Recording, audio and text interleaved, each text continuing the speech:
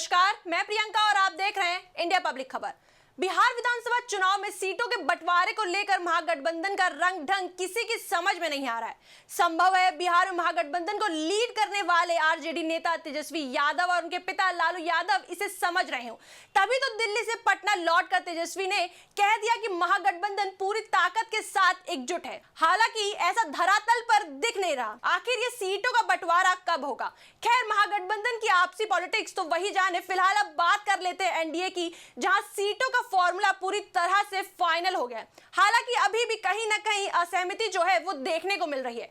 बिहार विधानसभा चुनाव 2025 में एनडीए खेमे के दो बड़े दल भारतीय जनता पार्टी और जनता दल यूनाइटेड ने उम्मीदवारों के चयन में गजब की जुगलबंदी दिखाई है। दोनों पार्टियों ने प्रत्याशियों के सिलेक्शन में जातीय समीकरण को साधने की भरसक कोशिश की है। एनडीए सीट शेयरिंग के तहत बीजेपी बिहार चुनाव में 101 सीटों पर कैंडिडेट उतारेगी। बीजेपी ने 71 उम्मीदवारों की पहली लिस्ट जारी कर दी है। उम्मीदवारों की पहली लिस्ट पर गौर करें तो बीजेपी ने बिहार के जनरल प्रत्याशियों को तवज्जो दी है। यूं कह सकते हैं कि बीजेपी ने अपने कोर वोट बैंक पर फोकस बनाए रखा है। बिहार में भूमिहार, राजपूत, ब्राह्मण, वैश्य और कायस्थ बीजेपी के कोर वोट बैंक माने जाते हैं। ये सभी जातियां बिहार में स्वर्ण कैटेगरी में है। बीजेपी के 71 कैंडिडेट्स में 34 स्वर्ण समाज से हैं। इसमें सबसे ज्यादा राजपूत 15, भूमिहार 11, ब्राह्मण 7, वैश्य 8 और कायस्थ समाज के एक प्रत्याशी को टिकट दिया है। बिहार की मौजूदा राजनीति में ओबीसी और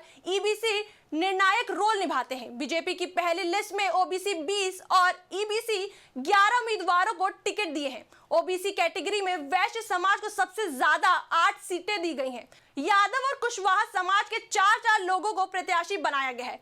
कुर्मी समुदाय से भी बीजेपी ने 3 और दांगी समुदाय से 1 प्रत्याशी को टिकट दिया है। एनडीए खेमे के दूसरे बड़े घटक दल जनता दल यूनाइटेड भी 101 सीटों पर प्रत्याशी उतारेगी। जेडीयू के 57 उम्मीदवारों की पहली लिस्ट में लवकुश यानी पिछड़ा और अति पिछड़ा समाज को प्रायोरिटी में रखा गया है। जेडीयू ने सबसे ज्यादा 23 टिकट लवकुश समाज के उम्मीदवारों को दिया है। कुर्मी, कोयरी, धानो, कुशवाहा समाज को नीतीश कुमार के कोर वोटर माने जाते हैं।